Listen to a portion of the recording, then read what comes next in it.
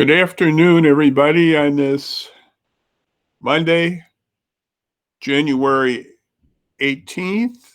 And it's just good to be with you. And we have with us today Peggy Hicks is going to join us. And this is MLK Day, and we're going to have Peggy Hicks join us in a moment here by a video that we took earlier today. So I just thank everybody for being here in this MLK Day. And we're going to show a little talk we had with Peggy here. And in the background, I have a picture you can't quite see. There's Dr. King. It's in Los Angeles, and this, I believe it's 1963. It's from a photo that was bought by President Obama. And this is, so in the last days, the White House put out a release of a proclamation from President Trump, and it showed this picture. So this is a White House picture, so it's public domain. So I'm showing that in the background here. So I'm going to take myself down here, and we're going to bring up Sister Peggy Hicks Peggy's from the Fox Valley Christian Minister Alliance, and she also is pastor of Exalted Word Church. So I'm going to take myself down, and we're going to put, first we're going to put up the video here. I'm going to take myself down.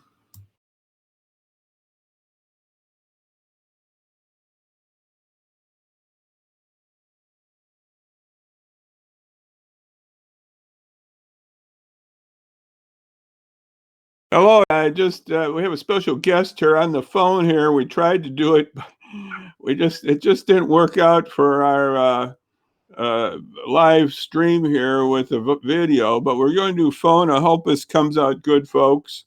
I got Pastor Peggy Hicks of the Exalted Word Church, and Pastor Peggy is also the president of the Fox Valley Christian Ministerial Alliance. It's a group that I'm part of also, and I'm just happy to have her. And I wanted to ask Pastor Peggy a little about Martin Luther King and what she thought about this day. Pastor Peggy, good to have you. And how does Martin Luther King in this day, how would you like to people in our area, the Fox Valley, know about this day and Dr. King? Well, I think, first of all, Dr. King was about love and not violence. He was about working across aisles for solutions. So I think what resonates with me today is love. That the power of love can conquer pain, it can conquer hatred, it can conquer racism, it can conquer all of that if we as people, as humanitarians, would open our hearts up and begin to look at each other as each other's brother or sister. And I think he talked about that we really are our brother's keepers and our sister's keepers. And I think the power of love should make us want to do right by each other. To make sure that we all have equal access to services, equal access to job opportunities, equal access to education, and equal access to housing. And those were the things that he fought for. And I think that for myself personally, I had an opportunity to go to some great schools, because he opened that door for those of color to be able to get a quality education, but not only get it, but go back and do something for your community.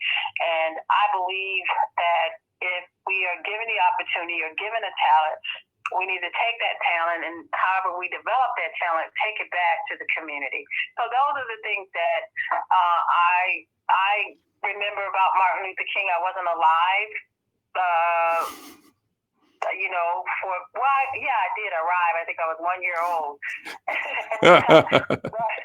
but it was a time where I didn't really understand what was going on, but as I became a teenager, and even in school, learning about his work, I was always reminded of that, we need to stand up for what's right. We need to stand up for justice. And so all of those things resonate in me about Dr. King. Yeah, Dr. King, Pastor Peggy, I remember, I think I was in high school. My parents had a building that they sort of said, we're going to try to start some church movement here in Batavia. And we invited a Bible teacher to come out. And his Bible teacher, I remember, got off the target, and he had something about Dr. King, and it was really bad. And I remember my mother, after that, we stopped the Bible study because it was just, it's the same as today. It was a lot of junk out there, and people were putting out junk on Dr. King, and, none of us are perfect, but it was just junk.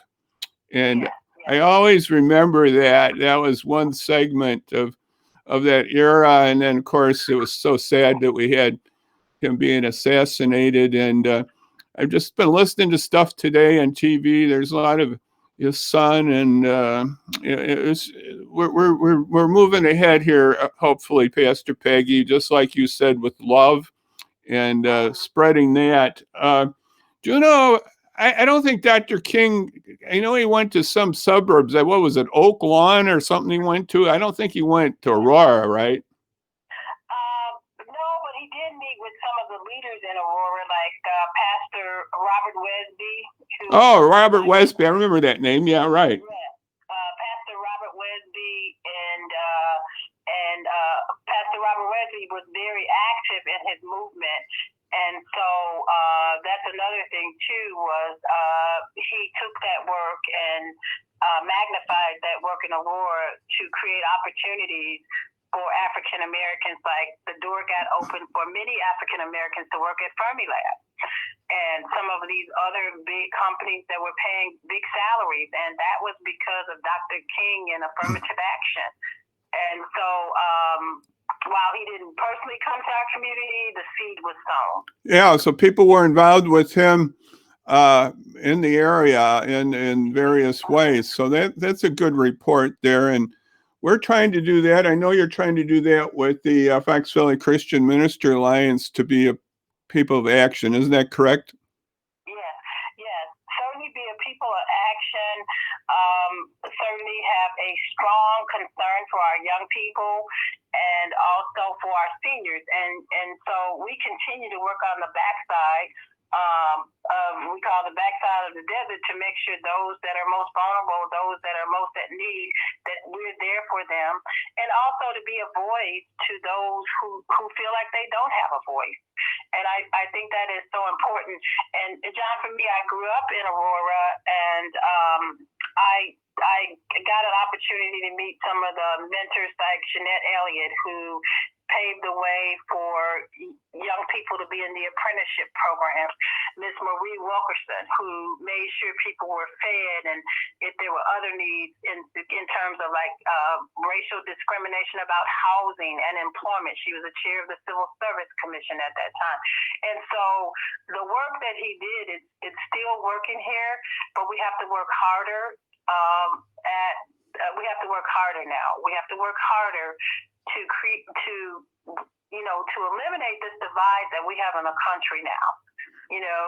We're operating again on we're hating each other and our opinions and all of that stuff, and so we really need to get back to love, because if you love your brother, you'll do what's right. Or if you love your sister, and I'm just a firm believer in that, and I know that's a belief that Dr. Martin Luther King had as well. Yeah, I know.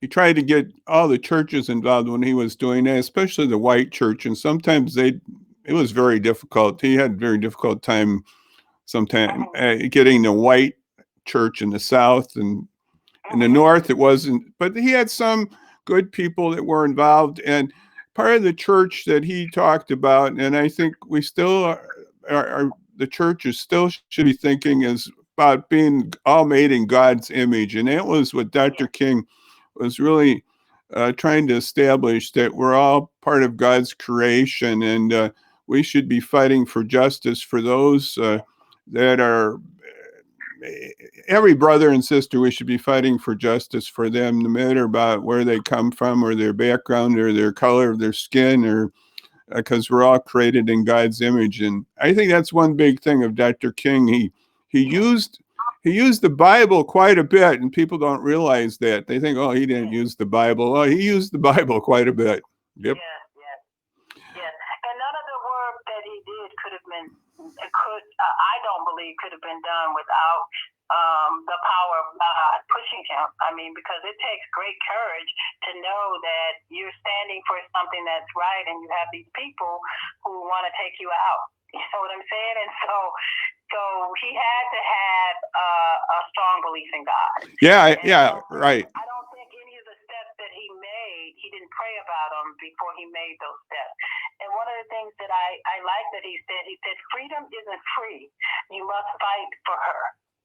And so, and I think today we continue to fight for liberation and freedom for all people, to humanize, not dehumanize, but to humanize all people. And I think that our group, including, the brethren that you work with, Brother John, we have worked along all racial lines and all denominations to try to address some of the issues in our community.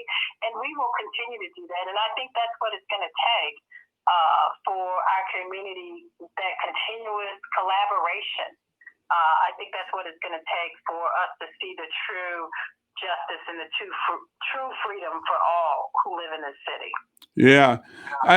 I heard today that they were saying the last year or two of his life, Dr. King was somewhat isolated from a lot of people because of his strong views, maybe on the Vietnam War and about economic issues and other things that he felt was very important. But he, as that speech that he had at that last day in Memphis that evening, I believe, he emphasized that he knew where he was going. He knew his destiny. He knew his eternal home. And that made a difference in his courage, I think, that he knew what he was doing was of the right nature, and God was with him. Even in eternity, God's with him. Yes. And Brother John, I just want to share, too, something that happened to me. I graduated 2 years early, and I went to college, and I joined the college choir at this particular university. I don't want to mention it. And we went to places like we went to North Carolina, South Carolina, and West Virginia. And at that time, when we would travel, the college choir, we stayed in people's homes. We didn't stay in hotels because it was inexpensive. It was cheaper to stay in the homes of the churches that we went to sing at. And we got to West Virginia, and there was like three African Americans on the trip, 2 males and 2 females. And we got to West Virginia, and nobody wanted us. This was in the late 70s. Nobody wanted us to stay at their house, not the blacks. And so what happened, we ended up staying at the church.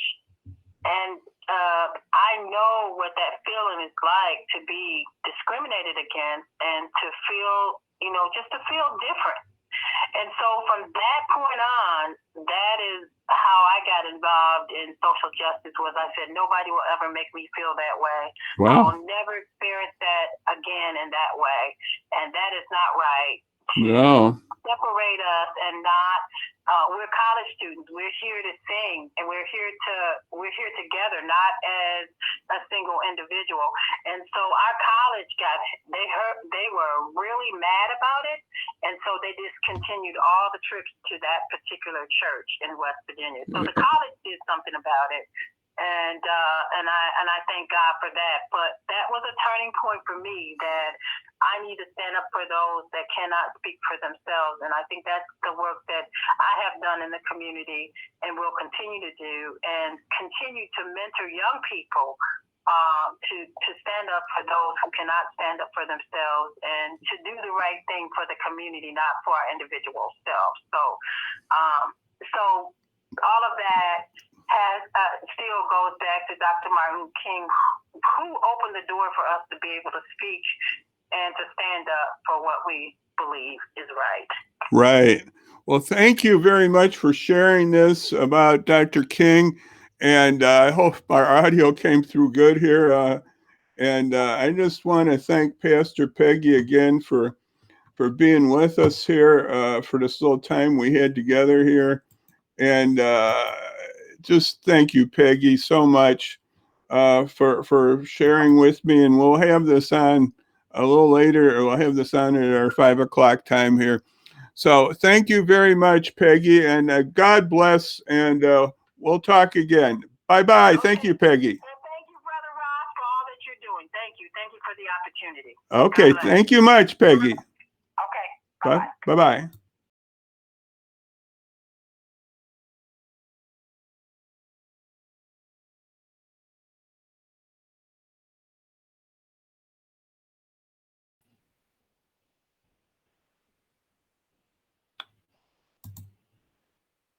Well, we thank Pastor Peggy for that little time we had together, and that story that she had about her school thing, that was interesting to hear that. So we're going to move on here. This is a very tricky, I don't know why I'm tricky, but really interesting. Maybe we need a lot of prayer. We need a lot of people to stand up to on this. We need some repentance too. We need some repentance here too, I believe, of lies that have been out there. I want to use that term, and some people don't want to hear that, but there was a lot of lies out there. But anyway, so we'll be up next Wednesday, Lord willing. We're going to be up on Wednesday, and we're going to have Julie Yorko of the Northern Illinois Food Bank. So that's our day of change in the country with our president. So that's going to be on Wednesday, Julie Yorko on Wednesday. And then I just want you to all remember to do your COVID-19 testing, to get that if you can, COVID-19 testing. You see the number at the bottom of the screen, 892-630, 892-4355, 892-4355. That's where you can sign up for testing. They have a site in Batavia now, and they have one in Highland, and they have others in the area too, if you're from out of the Fox Valley or the Aurora area here.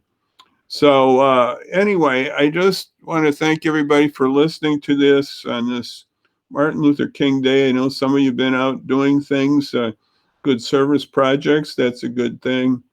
And we just should remember how we can make our country better. And we thank Dr. King for his life. And may we just exemplify that courage each and every day to show God's love for everyone.